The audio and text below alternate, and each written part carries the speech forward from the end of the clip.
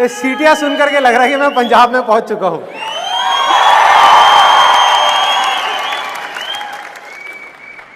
पंजाब में एक typical step होता है इसके ऊपर, ढोल के ऊपर, जिसमें ऐसे बैठ करके चक्री घुमाते हैं। आता है आप में से किसी को अच्छे से करना? आ जाओ। और कोई जिसको अच्छे से आता हो? मुझे एक बार देखना है, वो सीखना है कि कैसे होता है। आप लोग बजाइए, मैं देखूंगा।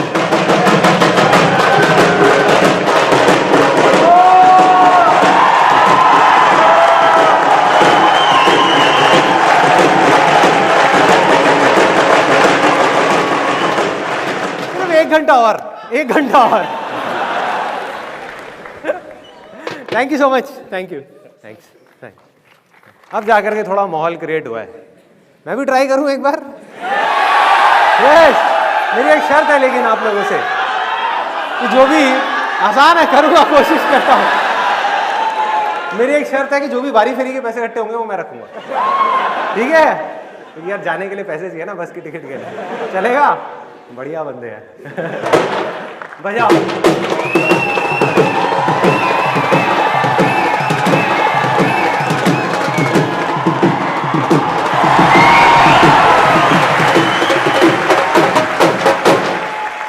पार्टी करनी है या सेशन भी करना है?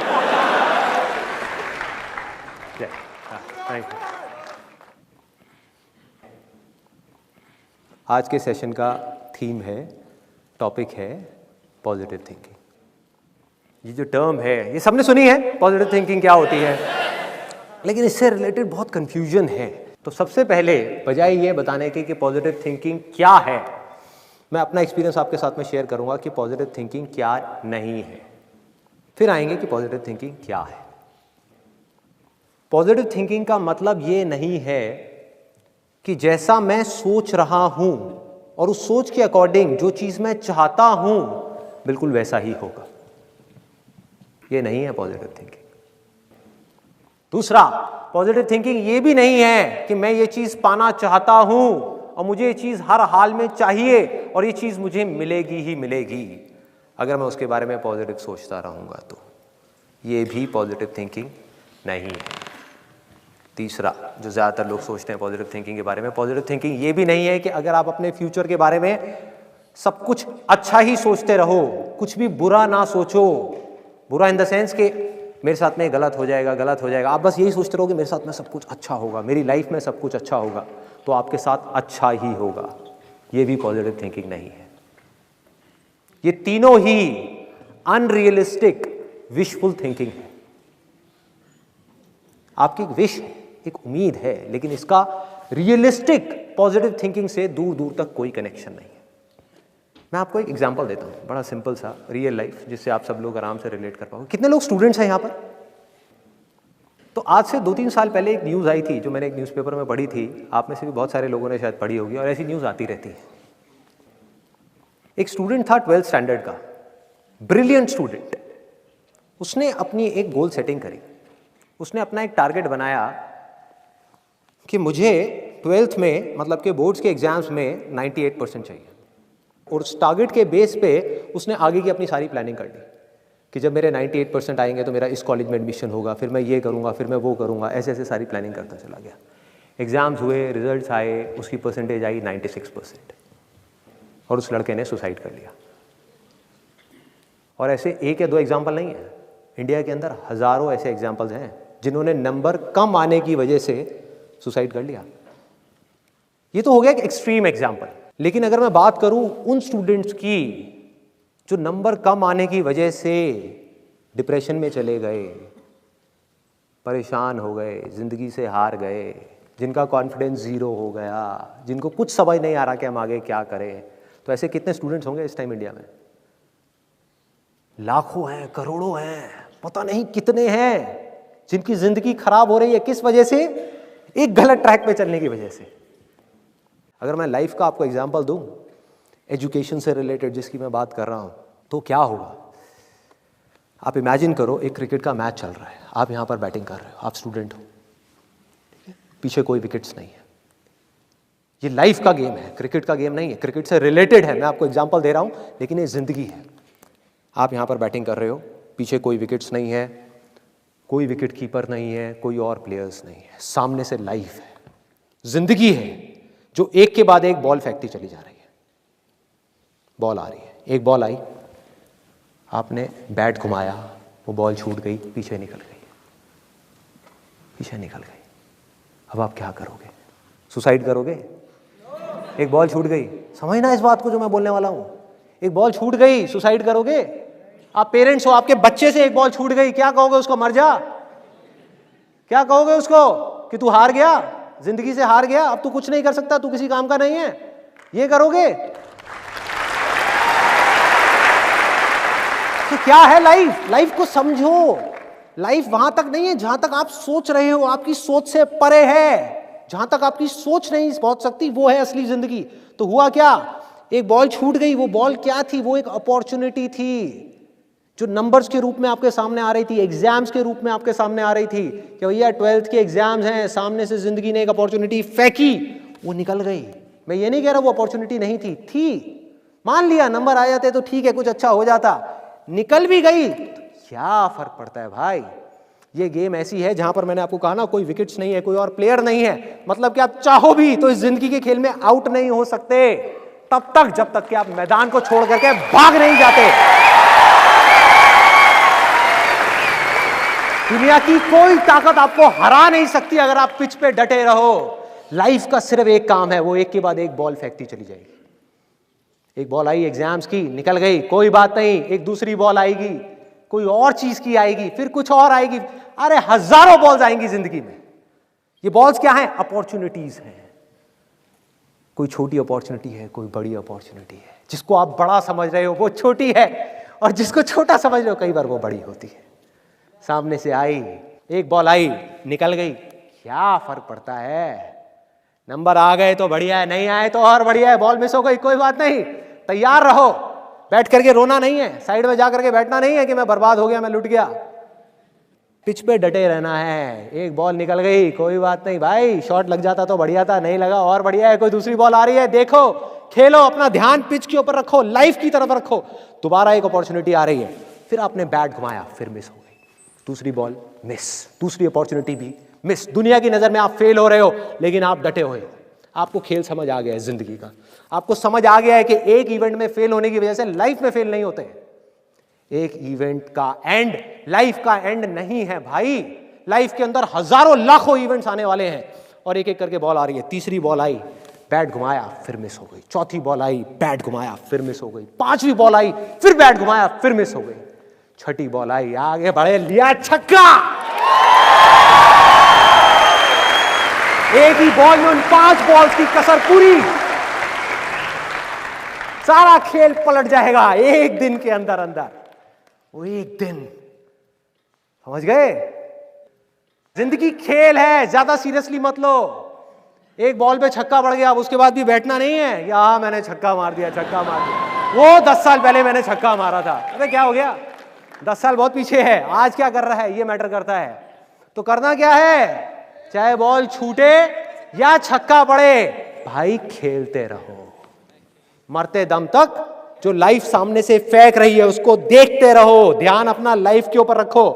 सक्सेस की तरफ या फेलियर की तरफ नहीं है, ये टेम्पररी चीजें हैं, आएंगी जाएंगी, आएंगी जाएंगी, आएंगी जाएंगी, कोई मैटर नहीं करता। जिंदगी खेल है, इस खेल को खेलना है, देखते रहना है, अपनी नजरें गड़ाए रखनी है। एक के बाद एक बॉल आएगी और कोशिश करते रहना है। जो कोशिश कर रहा है वो सक्सेसफुल है, जो थक करके बैठ गया है वो फेलियर है। जो खुश होकर के साइड में बैठा हुआ है कि हाँ मैंने छक्का मार दिया 4 साल पहले, वो भी फेलियर है। फेलियर है भाई, जिंदा लाश है, जिंदा लाश है, धरती के ऊपर बोझ है। क्या कर रहा है कि बस एक छक्का लग गया, बैठ गया जा करके, बस हो गया, खेल खत्म जिंदगी का। बस एक छक्का मारने के लिए आए थे जिंदगी में, और कुछ नहीं करना। 100 छक्के क्यों नहीं,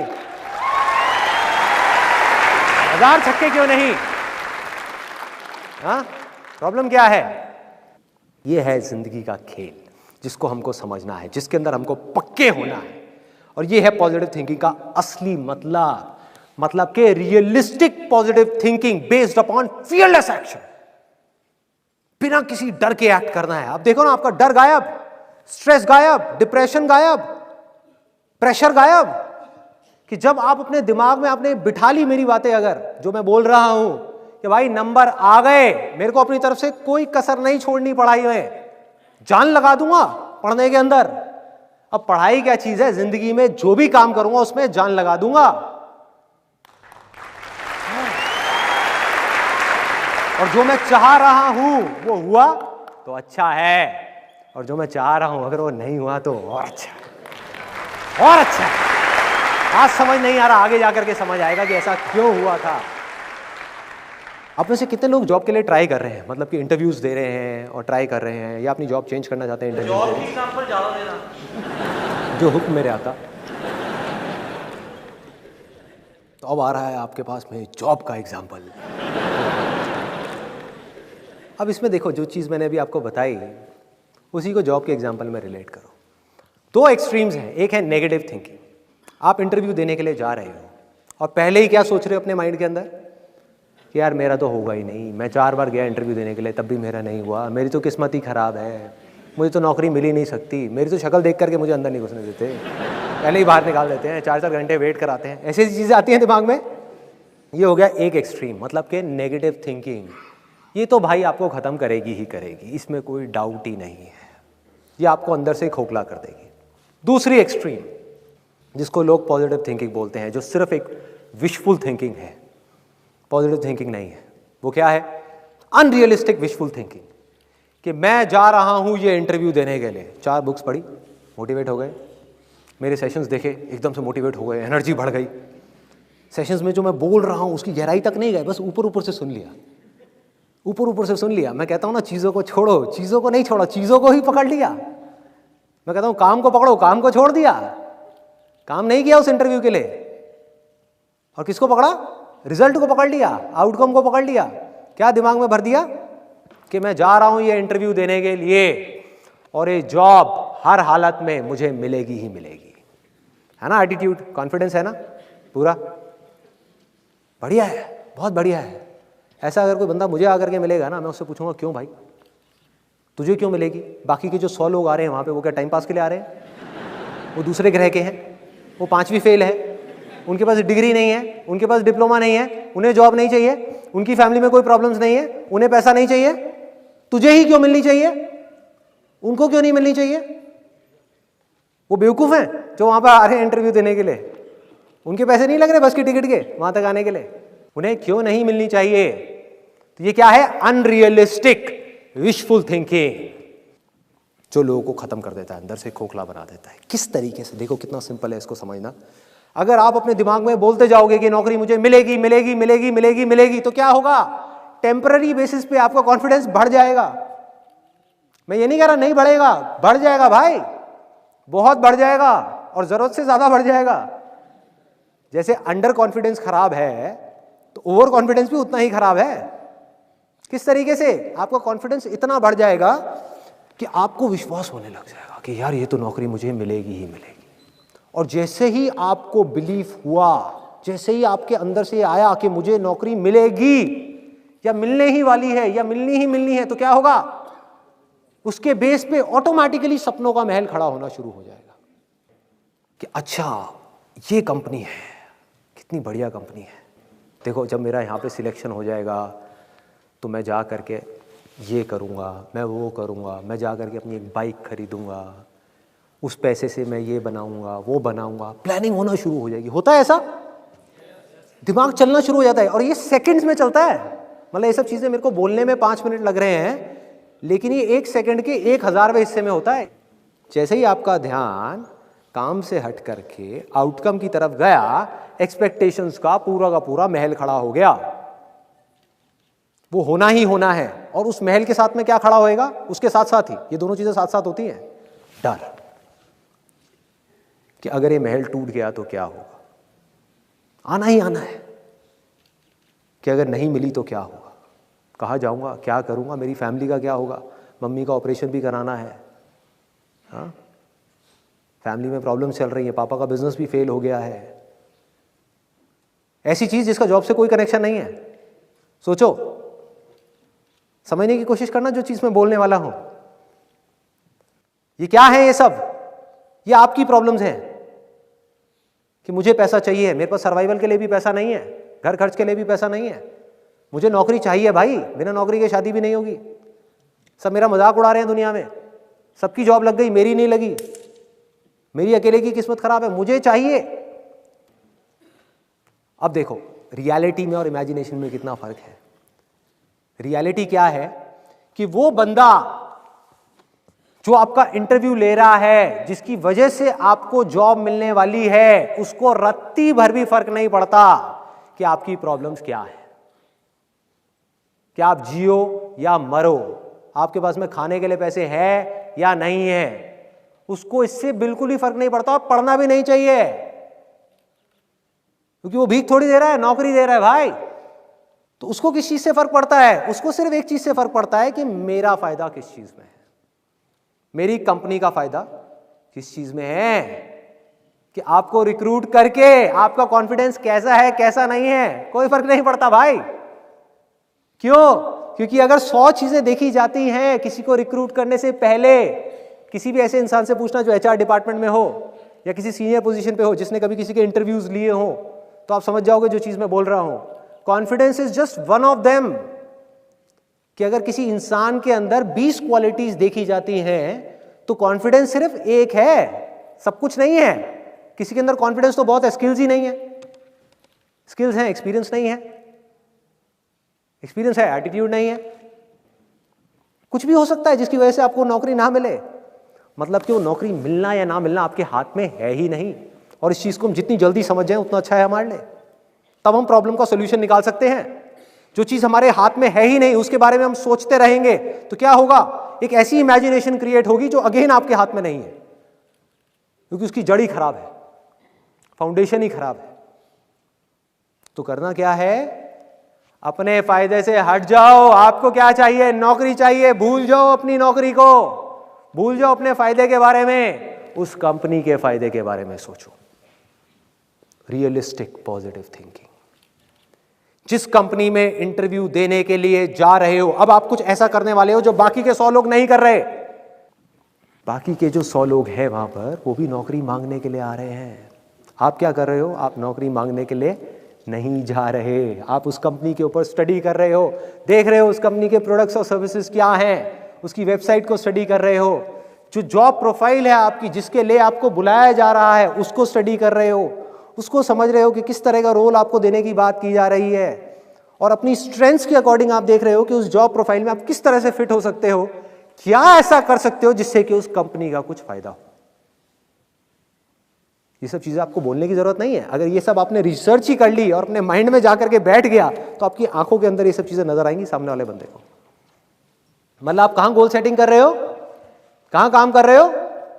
वो काम जो अभी करना है। और जब आप जॉब इंटरव्यू देने के लिए जा रहे हो, जब उस कमरे में एंटर करने वाले हो, तो आप क्या सोच रहे हो? देखो वहां पे जो बाकी के लोग हैं वो 2 ही चीजें सोच सकते हैं। या तो ये डरे हुए होंगे ज्यादा से ज्यादा लोग वहां पर कि पता नहीं मुझे मिलेगी नहीं मिलेगी, मिलेगी नहीं मिलेगी, बकवास।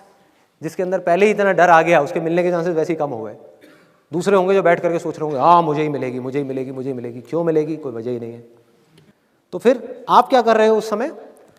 आप वहां पर बैठ करके बड़े ठंडे दिमाग से ना ये सोच रहे हो कि नहीं मिली तो क्या होगा, ना ये सोच रहे हो कि मिल गई तो क्या होगा। बड़े आराम से अपने अंदर ही अंदर बोल रहे हो कि भाई मैं जितना रिसर्च कर सकता था इस कंपनी के बारे में वो मैंने करी, जितना रिसर्च कर सकता था इस जॉब प्रोफाइल के बारे में वो मैंने करी, जितना मैं एफर्ट डाल सकता था उतना मैंने डाला इस जॉब इंटरव्यू के लिए, अपना 100% लगाया, पूरी तैयारी के साथ आया और अंदर जाकर के भी अपनी पूरी तैयारी के साथ बोलने वाला हूं। जो भी वो पूछने वाले हैं उसके बाद में अगर मुझे नौकरी मिली तो अच्छा है मेरे लिए भी और उस कंपनी के लिए भी,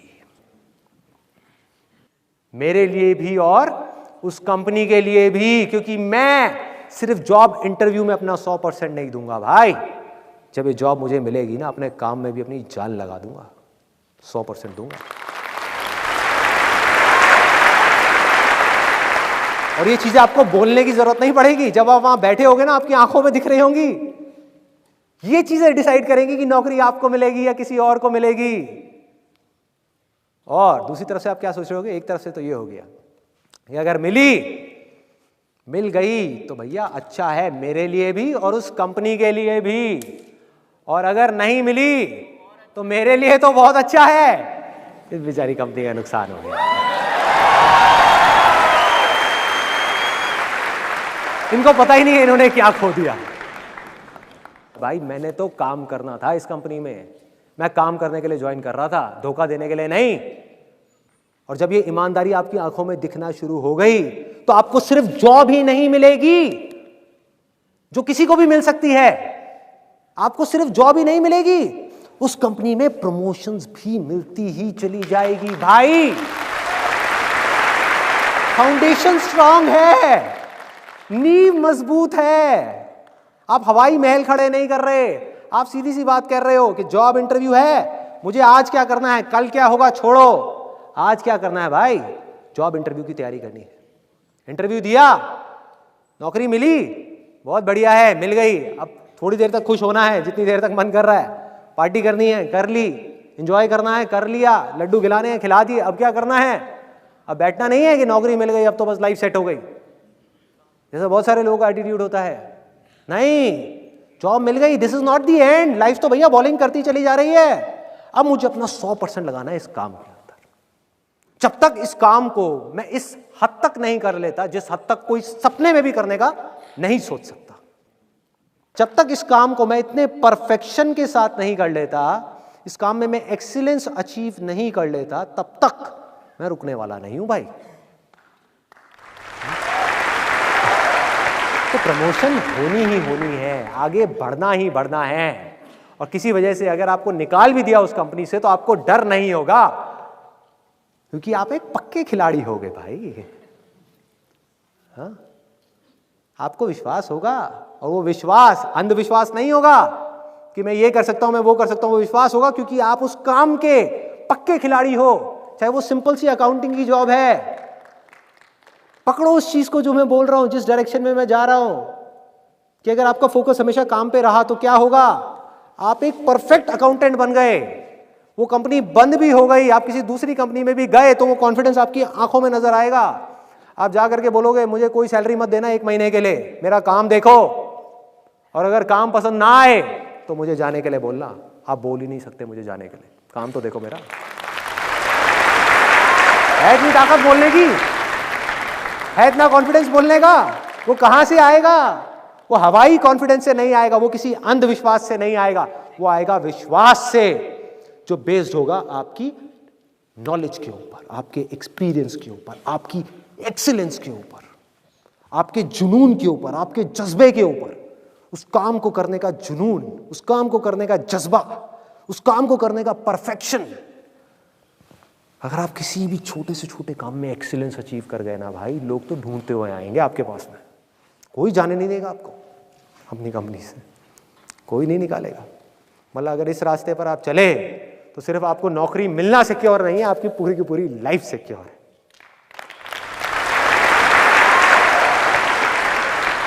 हो गया, जॉब का एग्जांपल काफी है, और दूं? अब एक और रियल लाइफ एग्जांपल, सिंपल सा। यहां पर आप में से कितने लोग हैं जिनका अभी एक सीरियस अफेयर चल रहा है, लड़के के साथ या लड़की के साथ, व्हाटएवर? बहुत सारे लोग अपने हाथ ऊपर नहीं कर रहे, स्पेशली वो जो अपने माँ बाप के साथ आए हुए हैं तो भाई आज ही पोल खुल जाएगी। तो अब देखो, इस केस में अगर पॉजिटिव थिंकिंग को अप्लाई करना हो तो वो क्या है? रिलेशनशिप्स में, क्योंकि भाई रिलेशनशिप्स तो सबको निभाना ही है ना। कोई जॉब करेगा, बिजनेस करेगा, रिलेशनशिप्स तो कहीं ना कहीं किसी ना किसी की बनेगी ना। तो रिलेशनशिप्स में पॉजिटिव थिंकिंग का मतलब क्या है? What is positive thinking? लोग इसका मतलब कुछ और समझते हैं, जबकि वो नहीं है, कुछ और है। लोग ये समझते हैं कि अगर मेरे साथ पिछले कुछ सालों में, जब से भी हमारा ये अफेयर चल रहा है, आप में से किसने हाथ ऊपर किया था? कब से चल रहा है आपका? 1 साल से। 1 साल से चल रहा है, बहुत बढ़िया। भगवान बचाया आपको। शादी करने का प्लान है? बहुत बढ़िया। ये वीडियो दिखा देना अपनी वाइफ को या होने वाली वाइफ को, खुश हो जाएगी वो। इतनी पब्लिक के सामने, इतनी जनता के सामने आपने तो खुलासा कर दिया, प्यार करेंगे खुल्लम खुल्ला। बहुत बढ़िया। तो अब देखो कितना मज़ेदार है ये पॉइंट, कि इसमें हम पॉजिटिव थिंकिंग का मतलब ये समझते हैं कि 1 साल से मेरा अफेयर चल रहा है उस इंसान के साथ में, और हमारा रिलेशन तो बहुत ही बढ़िया है। जब कम टाइम के लिए अफेयर चलता है ना, तो सबको ये गलतफहमी हो जाती है, ज़्यादातर लोगों को। और ये सारी बातें भी मैं अपने एक्सपीरियंस के बेस पे बोल रहा हूँ।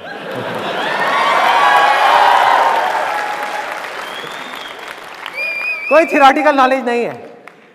मैं और मेरी वाइफ पिछले 18 साल से साथ में है, 18 ईयर्स।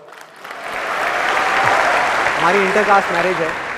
मैं हिंदुस्तान से हूँ और वो पाकिस्तान से नहीं है। वो पंजाबी है और मैं बनिया हूँ, तो पंजाब से है।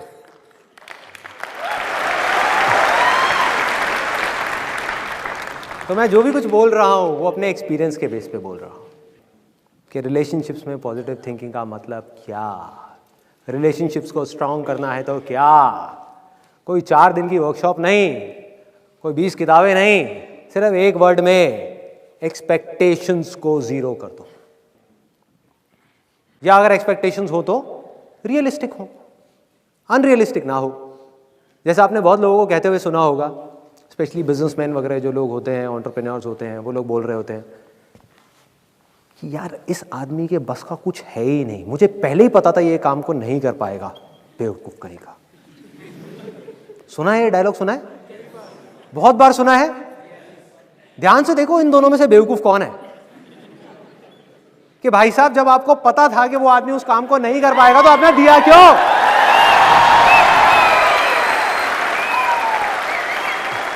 बेवकूफ वो नहीं है, बेवकूफ आप हो। मछली बेचारी आराम से पानी में तैर रही है, उसको कह रहे हो कि उड़ भाई उड़, चल बाहर निकल उड़, और वो नहीं उड़ रही तो मछली को देख के कह रहे हो बेवकूफ है।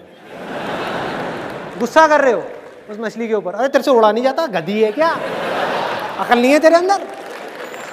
ऐसी ऐसी चीजें हम करते हैं और फिर अपने गुस्से का ब्लेम उठा करके किसी और के ऊपर डाल देते हैं। हर आदमी के अंदर कोई ना कोई स्ट्रेंथ्स होती हैं, कोई ना कोई वीकनेसेस होती हैं। तो अगर उस आदमी से उतना ही एक्सपेक्ट करो जितनी की उसकी स्ट्रेंथ है, तो कभी भी आपको डिसअपॉइंटमेंट हाथ नहीं लगेगा। So simple.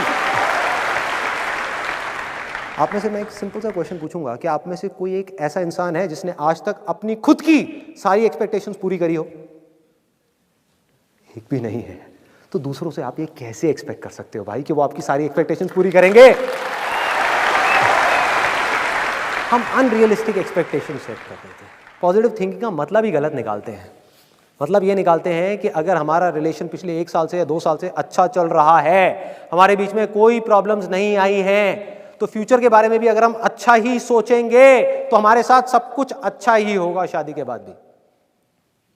लोग ये मतलब निकालते हैं पॉजिटिव थिंकिंग का। ये बड़ी खतरनाक थिंकिंग है, अनरियलिस्टिक विशफुल थिंकिंग, कि अभी पिछले 1 साल में या 2 साल में कोई प्रॉब्लम्स नहीं आई हमारे बीच में तो आगे भी नहीं आएगी। हमारा रिलेशन तो बहुत बढ़िया है। ऐसे लोगों के साथ पता है क्या होता है? वो लड़का और लड़की खुद ही अपने माइंड में अपने अपने सपनों के महल खड़े कर लेते हैं। होता है ऐसा कि ये जो लड़का है ये तो इतना अच्छा है, आने वाले टाइम में मेरा इतना ध्यान रखेगा, ये औरों के जैसा नहीं है, ये मेरी सारी एक्सपेक्टेशंस को पूरी करेगा। तो ये है अनरियलिस्टिक विशफुल थिंकिंग, कि अगर मैं सोच रहा हूं सब कुछ अच्छा होगा तो अच्छा ही होगा, जबकि ये ऐसा नहीं है भाई।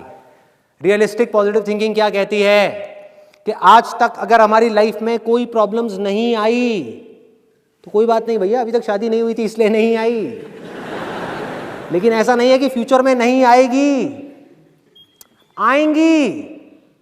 एक नहीं आएगी, 1000 आएगी, और हर रोज आएगी, रोज एक नई प्रॉब्लम आएगी। लेकिन हमें क्या करना है, हम दोनों को मिल करके, कि हमारा ध्यान कभी भी उन प्रॉब्लम्स की तरफ नहीं होगा, उन प्रॉब्लम्स के सॉल्यूशंस की तरफ होगा।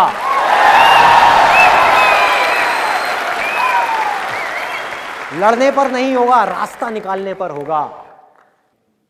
ये एक सिंपल से कुछ मैंने आपको एग्जांपल्स दिए। अब जो भी मैंने कुछ कहा आज के पूरे सेशन में, अगर उसको सम अप करना हो तो वो क्या है?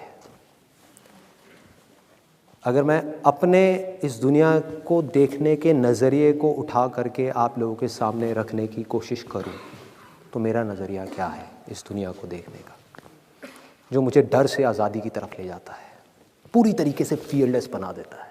कोई प्रेशर नहीं, कोई स्ट्रेस नहीं, कोई टेंशन नहीं, खुल के ज़िंदगी जीने के लिए आगे बढ़ाता है। दबाता नहीं है, रोकता नहीं है, वो क्या है?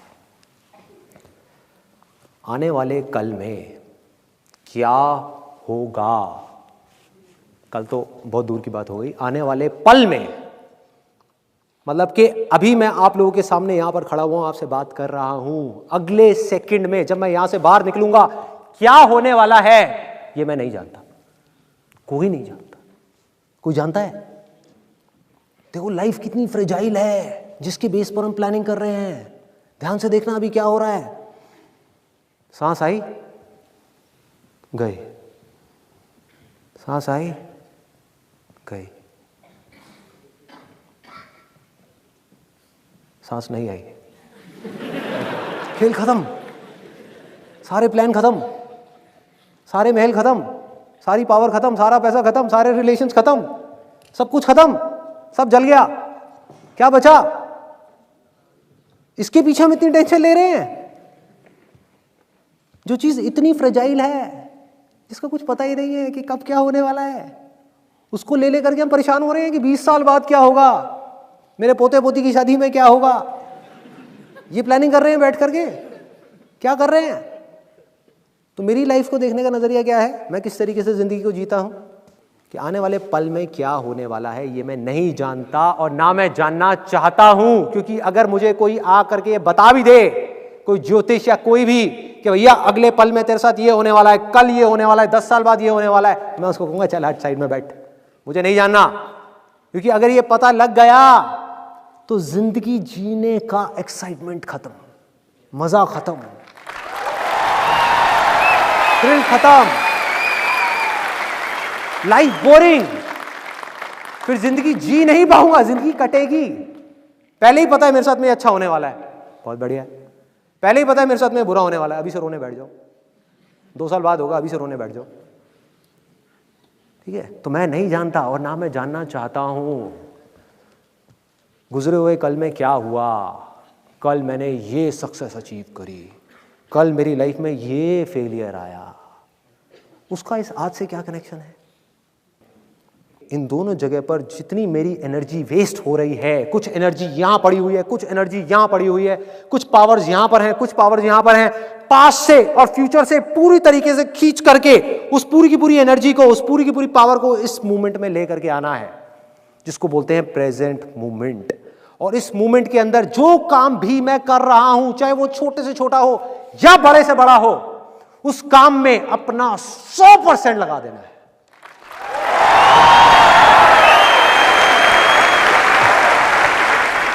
सिर्फ अपने माइंड को नहीं लगाना उस काम के अंदर, सिर्फ अपनी बॉडी को नहीं लगाना, अपनी आत्मा को डाल देना है उस काम के अंदर, उस काम को पूजा बना देना है।